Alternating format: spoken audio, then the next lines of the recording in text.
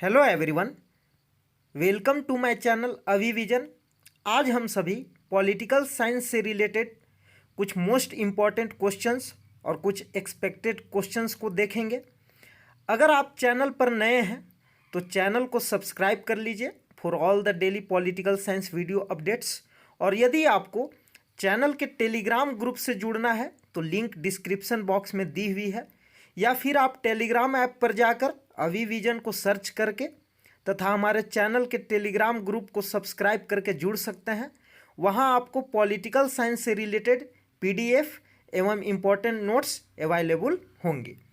तो आइए स्टार्ट करते हैं। ये मेरे बारे में कुछ इन्फॉर्मेशन है, तो आइए स्टार्ट करते हैं। देखते हैं आज का हमारा फर्स्ट क्वेश्चन क्या है। आज का हमारा फर्स्ट क्वेश्चन है, कौटिल्य की दृष्टि से निम्नलिखित में से कौन सा कथन सही नहीं है। आपको बताना है कि जो नीचे कौटिल्य का स्टेटमेंट दे रखा है कौटिल्य से रिलेटेड, उनमें से कौन सा स्टेटमेंट हमारा करेक्ट नहीं है। ऑप्शन ए है, वे राजनीतिक अर्थशास्त्र को एक स्वतंत्र विषय बनाने वाले प्रथम व्यक्ति थे। ऑप्शन बी है, उन्होंने राजनीति के एक ऐसे सिद्धांत का प्रतिपादन किया जो राज व्यवस्था के प्रत्यक्ष व्यवहारिक सरकार से संबंधित था। ऑप्शन सी है, उन्हें नीति शास्त्र परंपरा का संस्थापक होने का श्रेय दिया जाता है। ऑप्शन डी है, पहली बार उन्होंने भारत में एक सुदृढ़ राजनीतिक नियंत्रण की जरूरत पर जोर दिया। बताइए इस क्वेश्चन का करेक्ट आंसर क्या होगा। बताइए, वीडियो को पॉज कर लीजिए और खुद से आंसर करने की कोशिश कीजिए। बताइए क्या होगा इस क्वेश्चन का करेक्ट आंसर। बहुत ही इंपॉर्टेंट क्वेश्चन है। देखिए, इस क्वेश्चन का करेक्ट आंसर हो जाएगा ऑप्शन सी, उन्हें नीति शास्त्र परंपरा का संस्थापक होने का श्रेय दिया जाता है। ये स्टेटमेंट कौटिल्य के बारे में रॉन्ग स्टेटमेंट है, और बाकी जो ऊपर दिए गए स्टेटमेंट है, कौटिल्य को राजनीतिक अर्थशास्त्र को एक स्वतंत्र विषय बनाने वाले प्रथम व्यक्ति थे, बिल्कुल सही बात है। कौटिल्य राजनीतिक अर्थशास्त्र को एक स्वतंत्र विषय बनाने वाले प्रथम व्यक्ति थे। उन्होंने राजनीति के एक ऐसे सिद्धांत का प्रतिपादन किया जो राज व्यवस्था के प्रत्यक्ष व्यवहारिक सरकार से संबंधित था। ये भी बिल्कुल करेक्ट है। उन्हें नीति शास्त्र परंपरा का संस्थापक होने का श्रेय दिया जाता है। ये स्टेटमेंट बिल्कुल रॉन्ग है। और ऑप्शन डी है, पहली बार उन्होंने भारत में एक सुदृढ़ राजनीतिक नियंत्रण की जरूरत पर जोर दिया। ये भी स्टेटमेंट करेक्ट है, लेकिन स्टेटमेंट सी रॉन्ग है। कैसे रॉन्ग है? देखिए, कौटिल्य को नीति शास्त्र परंपरा का संस्थापक होने का श्रेय प्राप्त नहीं है, क्योंकि कौटिल्य वास्तव में एक राजमर्मज्ञ थे। उन्हें कूटनीतिज्ञ कहा जा सकता है और राज्य शिल्प के सिद्धांतकार माने जाते थे। और कौटिल्य ने कूटनीति के जिन साधनों एवं विधियों का उपयोग किया था, उनमें साम दाम दंड भेद ये सभी आ जाते थे। इनमें राज्य शक्ति के संरक्षण को मुख्य लक्ष्य मानते हुए सामान्य नैतिकता के सिद्धांतों को गौण स्थान दिया गया है। साम दाम दंड भेद में राज्य शक्ति के संरक्षण को मुख्य लक्ष्य मानते हुए सामान्य नैतिकता के सिद्धांतों को गौण स्थान दिया गया है। कौटिल्य का कहना था कि अगर एक राज्य के संरक्षण के लिए हमें किसी भी साधन का उपयोग करना पड़े, चाहे साम दाम दंड भेद, इनमें से किसी भी प्रकार के साधन का उपयोग करना पड़े तो हम कर सकते हैं। और कभी कभी हम नैतिकता के सिद्धांतों की भी उपेक्षा कर सकते हैं। गुप्तचर व्यवस्था के संदर्भ में कौटिल्य ने एक सलाह दी थी कि आप ऐसे गुप्तचर रख सकते हैं जिनका कार्य गुप्त रूप से राजा के शत्रुओं की हत्या करा देना था। और ऐसे गुप्तचर रखने का भी सुझाव दिया है जो परोक्ष रूप से राजा के यश का प्रसार करे। यश का मतलब उनके प्रसिद्धि का प्रसार करे। उन्होंने राजदूत के कार्यों में ऐसे कार्य भी गिनाए हैं जिनका ध्येय विदेश में राजद्रोह को प्रोत्साहन देना और विदेशी राज्यों के बीच फूट को बढ़ावा देकर उन्हें शक्तिहीन कर देना था। अतः इस प्रकार हम कह सकते हैं कि उन्होंने नैतिकता के सिद्धांतों को गौण स्थान दिया है, इसलिए उन्हें नीति शास्त्र परंपरा का संस्थापक होने का श्रेय प्राप्त नहीं है। आशा करता हूं कि इस क्वेश्चन को आप अच्छी तरह से समझ पाए होंगे। बढ़ते हैं नेक्स्ट क्वेश्चन की ओर। क्वेश्चन नंबर 2 है, निम्नलिखित में से किसने कहा कि रिपब्लिक इस कारण से एक आदर्श राज्य की तस्वीर नहीं देता है कि यह एक रोमांस है, बल्कि प्लेटो चाहते थे कि यह भलाई के विचार पर एक वैज्ञानिक आक्रमण की शुरुआत बने। ऑप्शन ए है G.H. सेबाइन, ऑप्शन बी है अर्नेस्ट बार्कर, ऑप्शन सी है डनिंग, या फिर ऑप्शन डी है इबनस्टीन। आपको बताना है कि इसमें से कौन सा करेक्ट आंसर होगा, बताइए।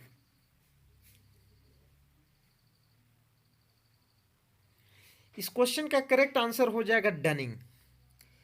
डनिंग का कहना है कि रिपब्लिक इस कारण से एक आदर्श राज्य की तस्वीर नहीं देता है कि यह एक रोमांस है, बल्कि प्लेटो चाहते थे कि यह भलाई के विचार पर एक वैज्ञानिक आक्रमण की शुरुआत बने। प्लेटो के समय यूनान में जो राजनीतिक अराजकता व्याप्त थी, उसी के प्रतिक्रिया स्वरूप उसने एक आदर्श राज्य की कल्पना कर उसे रिपब्लिक में प्रस्तुत किया। प्लेटो का एक बुक था रिपब्लिक, आप सभी जानते होंगे।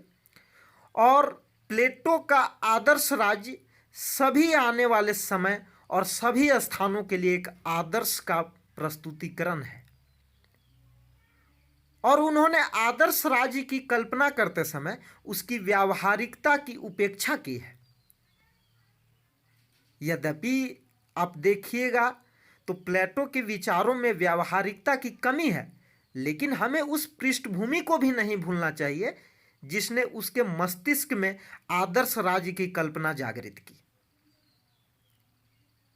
तो बढ़ते हैं नेक्स्ट क्वेश्चन की ओर।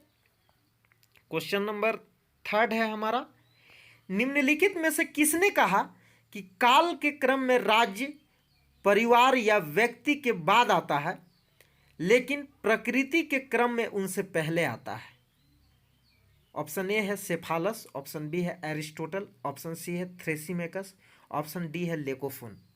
आपको बताना है कि यह स्टेटमेंट किसका है कि काल के क्रम में राज्य परिवार या व्यक्ति के बाद आता है। काल के क्रम में राज्य परिवार या व्यक्ति के बाद आता है, लेकिन प्रकृति के क्रम में उनसे पहले आता है। आपको बताना है कि ये स्टेटमेंट किसका है। अगर आप पढ़े होंगे ये स्टेटमेंट को तो आप आसानी से इस क्वेश्चंस को अटेम्प्ट कर सकता है। बताइए क्या होगा इसका करेक्ट आंसर। इस क्वेश्चन का करेक्ट आंसर होगा एरिस्टोटल। एरिस्टोटल महोदय का ये कोटेशन है, ये स्टेटमेंट है। उनका कहना है कि काल के क्रम में राज्य परिवार या व्यक्ति के बाद आता है, लेकिन प्रकृति के क्रम में उनसे पहले आता है। एरिस्टोटल के अनुसार आप देखें तो राज्य का निर्माण व्यक्ति या व्यक्ति समूह ने जानबूझकर और सोच विचार कर किसी भी काल में नहीं किया है। उनका कहना है कि राज्य एक प्राकृतिक संस्था है जिसका जन्म और विकास प्राकृतिक रूप से हुआ है। अरिस्टोटल का क्या कहना है कि राज्य एक प्राकृतिक संस्था है, राज्य एक मानव निर्मित संस्था नहीं है। अरिस्टोटल का कहना था कि राज्य एक प्राकृतिक संस्था है जिसका जन्म और विकास प्राकृतिक रूप से हुआ है। और वे कहते हैं कि मनुष्य एक राजनीतिक प्राणी है जो अपने स्वभाव से ही राजकीय जीवन के लिए बना है। उनका ये फेमस स्टेटमेंट है कि मनुष्य एक राजनीतिक प्राणी है जो अपने स्वभाव से ही राजकीय जीवन के लिए बना है।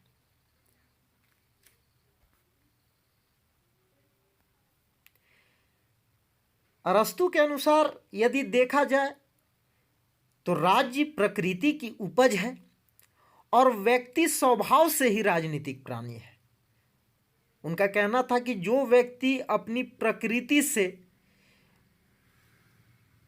बिना किसी राज्य के जीता है वह मनुष्य की श्रेणी से या तो ऊपर है या नीचे। तो आशा करता हूं कि इस क्वेश्चन को आप समझ गए होंगे। इसका करेक्ट आंसर हो जाएगा एरिस्टोटल। एरिस्टोटल इस क्वेश्चन का करेक्ट आंसर है। तो बढ़ते हैं नेक्स्ट क्वेश्चन की ओर। नेक्स्ट क्वेश्चन क्या है? क्वेश्चन नंबर 4 है, लॉक के लिए निम्नलिखित में से कौन सामाजिक संविदा की दृष्टि से नहीं है, सही नहीं है। आपको बताना है कि जॉन लॉक के लिए निम्नलिखित में से कौन सामाजिक संविदा, सोशल कॉन्ट्रैक्ट की दृष्टि से सही नहीं है। सही नहीं है पर हमें फोकस करना है। क्वेश्चन को आप ध्यान से पढ़िएगा। सही नहीं है पर हमें फोकस करना है। ऑप्शन ए है, संविदा एक बार किए जाने पर अपरिवर्तनीय हो जाती है। ऑप्शन बी है, संविदा जिसके प्रति हर एक पीढ़ी को सहमति नहीं देनी चाहिए। ऑप्शन सी है, संविदा जिसमें व्यक्ति वे कुछ एक अधिकार छोड़ देते हैं जो वे प्रकृति की स्थिति में रखते थे। ऑप्शन डी है, संविदा प्रकृति के नियम पर विराम नहीं लगाती है। तो आपको बताना है कि जॉन लॉक का जो सोशल कॉन्ट्रैक्ट थ्योरी था उसके दृष्टिकोण से निम्नलिखित में से जो कौन सा स्टेटमेंट है वो सही नहीं है। बताइए क्या होगा इस क्वेश्चन का करेक्ट आंसर। क्वेश्चन को पढ़िए, अच्छे से रीड कीजिए, उसके बाद आंसर देने की कोशिश कीजिए। ये ऐसे क्वेश्चन है जो आने वाले समय में एनटीए, यूजीसी नेट अपने एग्जाम में पूछ सकता है और इसलिए इन सभी क्वेश्चंस को आपको अटेम्प्ट करना बहुत जरूरी है। और क्वेश्चंस अटेम्प्ट कीजिए और क्वेश्चन को अपने से आंसर करने की कोशिश कीजिए। आप जितने क्वेश्चंस अटेम्प्ट करेंगे आपके लिए एग्ज़ाम उतना ही आसान पड़ेगा, क्योंकि आपको एग्ज़ाम देनी है तो आपको मेहनत करनी होगी। तो प्रैक्टिस में कहीं कमी मत छोड़िए, अपने प्रिपरेशन में कहीं कमी मत छोड़िए। बताइए क्या होगा इस क्वेश्चन का करेक्ट आंसर। तो इस क्वेश्चन का करेक्ट आंसर हो जाएगा ऑप्शन बी, संविदा जिसके प्रति हर एक पीढ़ी को सहमति नहीं देनी चाहिए। जॉन लॉक के सामाजिक संविदा की दृष्टि से ये स्टेटमेंट गलत है। देखिए, जॉन लॉक प्राकृतिक असुविधाओं से राहत पाने के लिए मनुष्य ने न्यूनतम प्रतिरोध का मार्ग अपनाते हुए एक समझौता द्वारा राज्य का निर्माण किया। जॉन लॉक का यह कहना था। जॉन लॉक का कहना था कि प्राकृतिक असुविधाओं से राहत पाने के लिए मनुष्य ने न्यूनतम प्रतिरोध का मार्ग अपनाते हुए एक समझौता द्वारा राज्य का निर्माण किया और सब मनुष्यों के समान होने के कारण यह समझौता समाज के सभी व्यक्तियों का सभी व्यक्तियों के साथ किया गया। यह समझौता समाज के सभी व्यक्तियों के साथ सभी व्यक्तियों का सभी व्यक्तियों के साथ किया गया और इस प्रकार संविदा का स्वरूप क्या है? सामाजिक है। संविदा का स्वरूप सामाजिक है और जॉन लॉक का समझौता सर्वसम्मति से संपन्न हुआ है। आप इस बात को याद रखिएगा कि जॉन लॉक का जो समझौता है सोशल कॉन्ट्रैक्ट थ्योरी के अंतर्गत उनका जो कॉन्ट्रैक्ट है, उनका जो समझौता है वो सहमति से संपन्न हुआ है, सर्वसम्मति से, मतलब उनमें सबका सहमति है। लेकिन यहाँ स्टेटमेंट बोला जा रहा है कि संविदा जिसके प्रति हर एक पीढ़ी को सहमति नहीं देनी चाहिए, यहाँ पर कॉन्सेंट नहीं देने की बात कर रहा है, इसलिए ये स्टेटमेंट हमारा इनकरेक्ट है, दैट मीन्स कि रॉन्ग है। तो ऑप्शन बी हमारा इस क्वेश्चन का करेक्ट आंसर हो जाएगा। तो बढ़ते हैं नेक्स्ट क्वेश्चन की ओर। क्वेश्चन नंबर 5 है, नीचे दो कथन दिए गए हैं, एक को अभिकथन ए के रूप में और दूसरे को कारण आर के रूप में निरूपित किया गया है। नीचे दिए गए कूट से सही उत्तर का चुनाव करना है। अभिकथन ए है, जेस मिल के लिए इच्छा शक्ति राज्य सहित सभी संस्थाओं का आधार है और कारण दे रखा है, इच्छा शक्ति न केवल संख्या पर निर्भर है बल्कि इसका एक गुणवत्तापरक आधार है और वह इच्छा शक्ति जो संस्थाओं को बनाती है विश्वास का रूप ले लेती है। कोड है हमारा ऑप्शन ए है। ए और आर दोनों सही है और आर ए की सही व्याख्या है। ऑप्शन बी है ए और आर दोनों सही है लेकिन आर ए की सही व्याख्या नहीं है। ऑप्शन सी है ए सही है लेकिन आर गलत है। ऑप्शन डी है ए गलत है लेकिन आर सही है। असर्शन रीजन का क्वेश्चन है और ऐसे क्वेश्चन एग्जाम में बार बार पूछा जाता है। बताइए क्या होगा इस क्वेश्चन का करेक्ट आंसर, कौन सा ऑप्शन हमारा करेक्ट होगा, बताइए बताइए क्या होगा इस क्वेश्चन का करेक्ट आंसर। इस क्वेश्चन का करेक्ट आंसर होगा ऑप्शन ए। दैट मीन्स कि ए और आर दोनों सही है और आर ए की सही व्याख्या है। जेस मिल के लिए इच्छा शक्ति राज्य सहित सभी संस्थाओं का आधार है, क्योंकि इच्छा शक्ति न केवल संख्या पर निर्भर है बल्कि इसका एक गुणवत्तापरक आधार है और वह इच्छा शक्ति जो संस्थाओं को बनाती है विश्वास का रूप ले लेती है। आप मिल के स्वतंत्रता संबंधी विचारों का समावेश उनकी पुस्तक ऑन लिबर्टी जो कि 1859 के अंदर पब्लिश हुई थी उसमें आप देख सकते हैं। तो बढ़ते हैं नेक्स्ट क्वेश्चन की ओर। क्वेश्चन नंबर 6 है, सूची फर्स्ट और सूची सेकेंड जिन्होंने गांधी को प्रभावित किया है को सुमेलित करना हो, नीचे दिए गए कूट में से सही उत्तर का चुनाव करना है। सूची फर्स्ट में दिया गया है जैन धर्म, वैष्णव धर्म, रस्किन और टॉल्स्टॉय, प्लेटो। और सूची सेकेंड में इनसे संबंधित प्रमुख विचार दिए गए हैं। आपको इनका करेक्ट मैच करना है। बताइए क्या होगा इस क्वेश्चन का करेक्ट आंसर, मैच कीजिए, प्रयास कीजिए मिलाने का। बहुत ही इंपॉर्टेंट क्वेश्चन है। इस तरह के क्वेश्चन हमेशा ही पूछे गए हैं, इसलिए फोकस करना है, कंसंट्रेशन के साथ रीड कीजिए क्वेश्चन को और आंसर करने की कोशिश कीजिए। फ्रेंड्स, अगर आप हमारी अन्य सभी एमसीक्यू सीरीज को नहीं देखे हैं और उस क्वेश्चंस को अटेम्प्ट नहीं किए हैं तो हमारे चैनल के प्ले लिस्ट में जाकर आप उन क्वेश्चंस को देख सकते हैं, उन वीडियो सीरीज को देख सकते हैं और उन्हें अटेम्प्ट कीजिए। क्वेश्चन लगाइए, जितनी ज़्यादा क्वेश्चन आप लगाइएगा उतना ही आपको एग्जाम देने में आसानी होगी। अगर आप क्वेश्चंस को अच्छे तरह से नहीं अटेम्प्ट कर पा रहे हैं दैट मीन्स कि कहीं ना कहीं आपके अंदर कमी है और कमी है तो उस कमी को कहीं ना कहीं दूर करना है।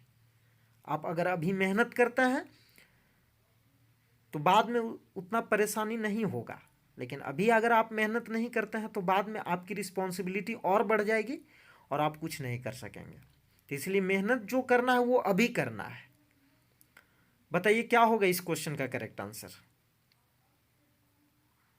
और हम सभी को मिलकर मेहनत करना है, ऐसा नहीं है, सभी को एक दूसरे को कोऑपरेट करना है और प्रयास करना है कि अधिक से अधिक अपने नॉलेज को दूसरों के साथ भी शेयर करें। इस जैन धर्म अहिंसा पर बल देता है, वैष्णव धर्म दृष्टिकोण की विश्व जनीनता, इसका करेक्ट मैच होगा। रस्किन और टॉल्स्टॉय औद्योगिक सभ्यता और निश्चेष्ट प्रतिरोध के विचारों के लिए तिरस्कार, प्लेटो आदर्शवाद और नैतिक मूल्यों के लिए चिंता।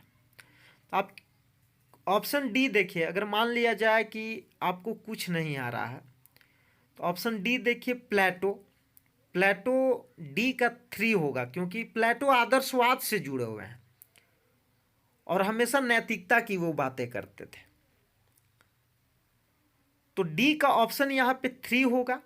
तो आप देख लीजिए कि डी का कौन से ऑप्शन में मेरा 3 आ रहा है, तो यहाँ पे बी में आ रहा है, तो इसका करेक्ट आंसर बी हो जाएगा। आप ऐसे भी क्वेश्चन को कर सकते हैं एलिमिनेशन मेथड का यूज करके।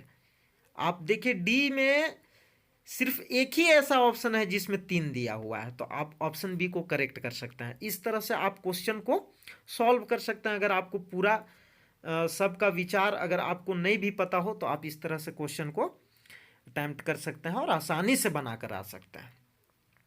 तो ध्यान दीजिएगा थोड़ा सा। तो आप अच्छा मार्क्स ला सकते हैं अपने एग्जाम में। क्वेश्चन नंबर 7 है, निम्नलिखित में से किसने साप्ताहिक पत्रिका कर्मयोगी और धर्म को शुरू किया था? ऑप्शन ए है अरबिंदो, ऑप्शन बी है तिलक, ऑप्शन सी है महात्मा गांधी, ऑप्शन डी है रानाडे।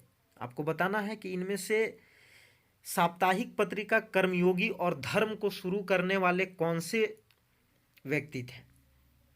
अरबिंदो थे, तिलक थे, महात्मा गांधी और रानाडे। बताइए क्या होगा इस क्वेश्चन का करेक्ट आंसर? इस क्वेश्चन का करेक्ट आंसर हो जाएगा अरबिंदो। अरबिंदो इस क्वेश्चन का करेक्ट आंसर हो जाएगा। श्री अरविंदो घोष ने साप्ताहिक पत्रिका कर्म योगी और धर्म को शुरू किया था। उन्होंने अलीपुर षड्यंत्र केस से रिहा होने के बाद, ध्यान दीजिएगा अच्छे से सुनिएगा, जो मैं एक्सप्लेन कर रहा हूं उन बातों को अच्छी तरह से आप सुनिएगा। उन्होंने अलीपुर षड्यंत्र केस से रिहा होने के बाद 1909 में अंग्रेजी साप्ताहिक पत्रिका कर्मयोगी का संपादन किया था और यह पत्रिका राष्ट्रीय धर्म, साहित्य, विज्ञान, दर्शन आदि से संबंधित था और धर्म पत्रिका का संपादन उन्होंने बंगाली भाषा में किया था। ये दो बातें आपको याद रखनी है। क्या याद रखनी है? कि उन्होंने अलीपुर षड्यंत्र केस से रिहा होने के बाद 1909 में अंग्रेजी साप्ताहिक पत्रिका कर्मयोगी का संपादन किया और धर्म पत्रिका का जो संपादन है उनका, ये जो पत्रिका है वो बंगाली भाषा में किया गया। तो बढ़ते हैं नेक्स्ट क्वेश्चन की ओर। क्वेश्चन नंबर 8 है, नीचे दो कथन दिए गए हैं, एक को अभिकथन ए और दूसरे को कारण आर के रूप में निरूपित किया गया है। नीचे दिए गए कुट में से सही उत्तर का चुनाव करना है। अभिकथन ए है, एम.एन. रॉय ने मार्क्स के इतिहास की भौतिकवादी व्याख्या को नहीं स्वीकार किया और कारण दे रखा है, इनमें निर्धारणवाद और आदर्शवाद का तत्व था। बताइए क्या होगा इस क्वेश्चन का करेक्ट आंसर? बहुत ही इंपॉर्टेंट क्वेश्चन दे रखा है कि एम.एन. रॉय ने मार्क्स के इतिहास की भौतिक व्याख्या को नहीं स्वीकार किया क्योंकि इनमें निर्धारणवाद और आदर्शवाद का तत्व था। कोड दे रखा है, ए और आर दोनों सही है और आर ए की सही व्याख्या है। ऑप्शन बी है ए और आर दोनों सही है लेकिन आर ए की सही व्याख्या नहीं है। ऑप्शन सी है ए सही है लेकिन आर गलत है और ऑप्शन डी है ए गलत है लेकिन आर सही है। बताइए क्या होगा इस क्वेश्चन का करेक्ट आंसर? तो इस क्वेश्चन का करेक्ट आंसर हो जाएगा हमारा ऑप्शन ए। दैट मीन्स कि ए और आर दोनों सही है और आर ए की सही व्याख्या भी है। देखिए, एम.एन. रॉय ने मार्क्स के इतिहास की भौतिकवादी व्याख्या को स्वीकार इसलिए नहीं किया क्योंकि इसमें निर्धारणवाद और आदर्शवाद का तत्व था। एम.एन. रॉय ने तर्क दिया था कि आधुनिक युग में विज्ञान की उन्नति ने मनुष्य को अंधविश्वासों और भूत प्रेतों के भय से मुक्त कर दिया है। साइंस के डेवलपमेंट ने, साइंस की प्रोग्रेस ने मनुष्य के सुपरस्टिशन को दूर करने का प्रयास किया है और वो सुपरस्टिशन का मतलब अंधविश्वास, मनुष्य के अंधविश्वास को दूर करने का प्रयास किया है और उसे अंधविश्वासों से मुक्त करने का भी प्रयास किया है। और इस साइंस ने यह भी सिद्ध कर दिया है कि सृष्टि की कोई भी शक्ति ऐसी नहीं है जिसे मनुष्य अपने ज्ञान और सूझबूझ के बल पर अपने वश में नहीं कर सकता है। अतः उनका कहना था कि मनुष्य स्वयं अपनी नियति का नियंता है, अर्थात मनुष्य स्वयं अपने भाग्य का निर्माता है और किसी युग में मनुष्य अपनी नियति, दैट मीन्स कि उसकी जो डेस्टिनी है को कैसे नियत करेगा, यह ज्ञान विज्ञान की उन्नति पर निर्भर करता है। एम.एन. रॉय एक बहुत अच्छी बात कहते थे। उनका कहना था कि ज्ञान विज्ञान की उन्नति की कोई सीमा नहीं है, इसलिए मनुष्य के भविष्य की कोई निश्चित रूपरेखा प्रस्तुत नहीं कर सकते।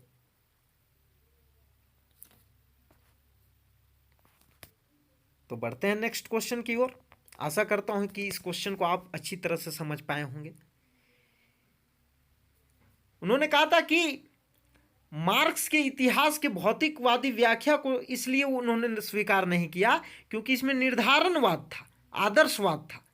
लेकिन उनका कहना था कि आप किसी भी चीज को पूर्व निर्धारण नहीं कर सकता है, पहले से ही निर्धारण नहीं कर सकता है, किसी भी चीज को आप शुरू से निश्चित नहीं कर सकता है कि ये होगा ही, क्योंकि जिस तरह से विज्ञान प्रगति कर रहा है भविष्य में कुछ भी हो सकता है।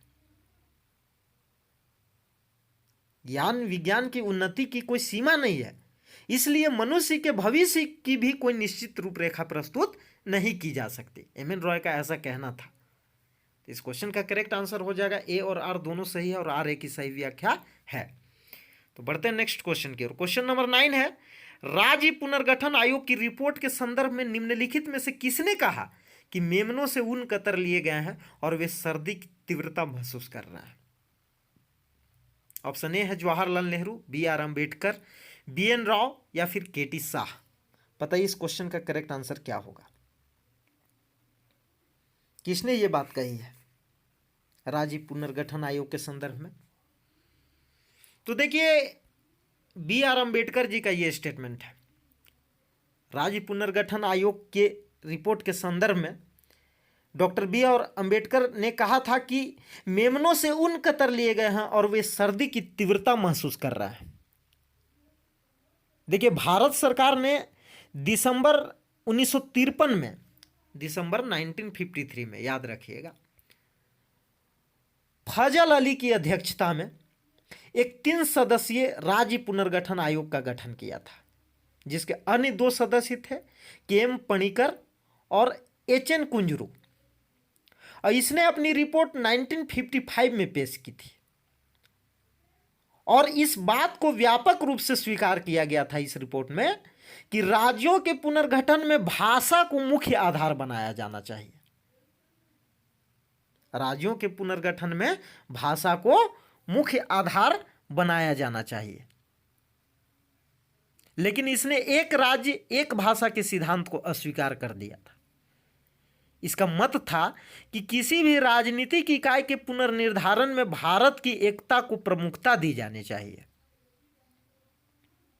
तो बढ़ते हैं नेक्स्ट क्वेश्चन की ओर।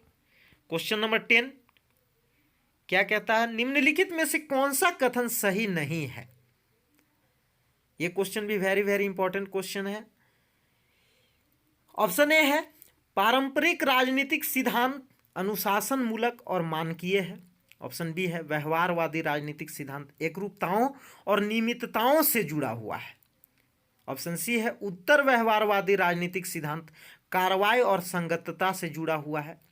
ऑप्शन डी है उत्तर व्यवहारवादी राजनीतिक सिद्धांत समग्रात्मक नहीं है। बताइए कौन सा ऑप्शन इसमें इनकरेक्ट है? बताइए इस क्वेश्चन का करेक्ट आंसर क्या होगा? कौन सा स्टेटमेंट सही नहीं है इस क्वेश्चन में, आपको ये बताना है।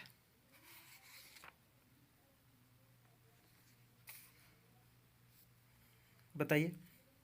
देखिए पारंपरिक राजनीतिक सिद्धांत अनुशासन मूलक और मानकीय है, ये स्टेटमेंट करेक्ट है।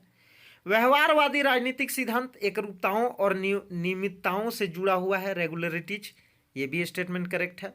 उत्तर व्यवहारवादी राजनीतिक सिद्धांत कार्रवाई और संगतता से जुड़ा हुआ है, ये भी स्टेटमेंट करेक्ट है। अगर आप बिहेवियरलिज्म और पोस्ट बिहेवियरलिज्म के कॉन्सेप्ट को पढ़े होंगे तो आप आराम से आसानी से इस क्वेश्चन को सॉल्व कर पाएंगे। ऑप्शन डी दे रहा है उत्तर व्यवहारवादी राजनीतिक सिद्धांत समग्रात्मक नहीं है। देखिए यहाँ निगेटिव बात कर रहा है कि समग्रात्मक नहीं है। जो ये स्टेटमेंट है उत्तर व्यवहारवादी के संदर्भ में वो गलत है, क्योंकि उत्तर व्यवहारवादी राजनीतिक सिद्धांत समग्रात्मक है, तो ये स्टेटमेंट इसका गलत है। देखिए पारंपरिक राजनीतिक सिद्धांत अनुशासन मूलक और मानकीय है और व्यवहारवादी राजनीतिक सिद्धांत एकरूपताओं और नियमितताओं से जुड़ा हुआ है, ये भी बात सही है। उत्तर व्यवहारवादी राजनीतिक सिद्धांत कार्रवाई और संगतता से जुड़ा हुआ है, ये भी करेक्ट है। लेकिन उत्तर व्यवहारवादी राजनीतिक सिद्धांत समग्रात्मक है। उत्तर व्यवहारवादी राजनीतिक सिद्धांत समग्रात्मक है, समग्रात्मक होती है, लेकिन यहाँ स्टेटमेंट दे रखा है कि समग्रात्मक नहीं है, इसलिए इस क्वेश्चन का ऑप्शन डी रॉन्ग होगा, इसलिए हमारा ऑप्शन डी करेक्ट होगा। देखिए, उत्तर व्यवहारवादी राजनीतिक सिद्धांत समग्रात्मक है और उत्तर व्यवहारवाद ने व्यवहारवाद की तीव्र आलोचना की थी, परंतु उसने परंपरावाद को फिर से स्थापित करने का समर्थन नहीं किया। उसने व्यवहारवादी युग की उपलब्धियों को स्वीकार करते हुए राजनीति विज्ञान के एक नए क्षितिज की ओर संकेत किया। अतः न तो यह प्रतिक्रिया का सूचक था, न प्रतिक्रांति का। इसने केवल सुधार की मांग की। उत्तर व्यवहारवादी राजनीतिक सिद्धांत ने केवल सुधार की मांग की। इसने किसी विशेष विचारधारा को भी नहीं अपनाया और इसकी दो मुख्य मांगे थी, और वो दो मुख्य मांगे क्या थी? फर्स्ट था रेलिवेंस, जिसको प्रासंगिकता बोला जा सकता है, और दूसरा था कार्रवाई, जिसे हम इंग्लिश में एक्शन बोल सकते हैं। तो आशा करता हूं कि इस क्वेश्चन को आप अच्छे से समझ पाए होंगे। दोस्तों, हमारे द्वारा प्रस्तुत की जाने वाली हर क्वेश्चन को आप अटेम्प्ट करने की कोशिश कीजिए। ये क्वेश्चन आपके एग्जाम के लिए बहुत ही बेनिफिशियल होंगे, और क्वेश्चन को आप अधिक से अधिक लगाइए, क्वेश्चन को आप अधिक से अधिक अटेम्प्ट करने की कोशिश कीजिए, क्वेश्चन का आंसर अपने से देने की कोशिश कीजिए। आप इन क्वेश्चंस को अगर अटेम्प्ट करते हैं अभी, तो आपको एक आइडिया मिलेगा कि हमको क्वेश्चन को कैसे सॉल्व करना है, हमको कैसे किसी क्वेश्चन को आसानी पूर्वक बनाना है। आपको क्वेश्चन पढ़ने से पता चलता है कि किस तरह का क्वेश्चन एग्जाम में पूछे जाते हैं और क्वेश्चन कैसे बनते हैं, ताकि आप थ्योरी को भी पढ़िएगा। पॉलिटिकल थ्योरी और पॉलिटिकल आइडियोलॉजी से संबंधित, पॉलिटिकल साइंस से रिलेटेड कोई भी यूनिट को आप कवर करेंगे तो उसमें आपको पता चलेगा कि हमें किस किस यूनिट के किस किस टॉपिक को कवर करना है। आपको पता चलेगा कि कौन सा हमारा इम्पोर्टेंट टॉपिक है और कौन सा हमारा इम्पोर्टेंट टॉपिक नहीं है। आप क्वेश्चन को पढ़ेंगे तो क्वेश्चन पढ़ने से और क्वेश्चन को अटेम्प्ट करने से एक आइडिया मिलती है कि हमें किस तरह से क्वेश्चन को करके आना है एग्जाम में, क्योंकि वहाँ तो टाइम की लिमिटेशन होती है। इसलिए आप सभी को मेहनत करना है। आप प्रतिदिन हमारे द्वारा पब्लिश की जाने वाली जो MCQ सीरीज है उसको देखिए और उसको अटेम्प्ट करने की कोशिश कीजिए। अगर वीडियो थोड़ी लंबी भी हो जाती है तो आप पैसेंस रख कर उन क्वेश्चंस को देखिए और उन्हें सॉल्व करने की कोशिश कीजिए। तो आशा करता हूं कि आप हमारी बातों को अच्छी तरह से समझ गए होंगे। दोस्तों, अगर आपको हमारी यह वीडियो अच्छी लगी हो, इस वीडियो को लाइक करें, कमेंट करें। अगर किसी भी तरह का आपको डाउट हो, आप अपना सजेशन कमेंट बॉक्स में लिखकर मेंशन कर सकते हैं। आप अपना ओपिनियन दे सकते हैं, या आप बता सकते हैं, हमें सजेस्ट कर सकते हैं कि किस तरह का आपको वीडियो चाहिए, पॉलिटिकल साइंस के किस टॉपिक पर आपको वीडियो चाहिए। वो वीडियो मैं बनाकर आपको प्रोवाइड कर दूंगा। जिस टॉपिक को समझने में आपको परेशानी होती है, उस टॉपिक के बारे में हमसे आप बोल सकते हैं कि हमको इस टॉपिक को समझने में परेशानी होती है। उस टॉपिक को समझाने का मैं हर संभव आपको प्रयास करूंगा। इस वीडियो को सारे अपने उन दोस्तों के साथ शेयर करें जो UGC net exam political science की तैयारी कर रहे हो, और यह जो वीडियो है वो अन्य कॉम्पिटिटिव एग्जाम्स के लिए भी बेनिफिशियल है, ये सभी आप जानते हैं। हमारे चैनल को ज़रूर सब्सक्राइब करें, बेल आइकन को भी प्रेस कर लें, ताकि हमारी आने वाली हर वीडियो की नोटिफिकेशंस आपको मिलती रहे। और आप सभी यदि हमारे चैनल के टेलीग्राम ग्रुप से जुड़ना चाहते हैं तो हमारा जो टेलीग्राम ग्रुप है वो अविविजन के नाम से है। तो अविविजन जाके आप टेलीग्राम ऐप में सर्च करें, आपको हमारा चैनल दिख जाएगा और वहाँ सब्सक्राइब कर ले, वहाँ जाके आप कनेक्ट हो सकता है। तो आज के लिए इतना ही, मिलते हैं नेक्स्ट वीडियो में। Thank you.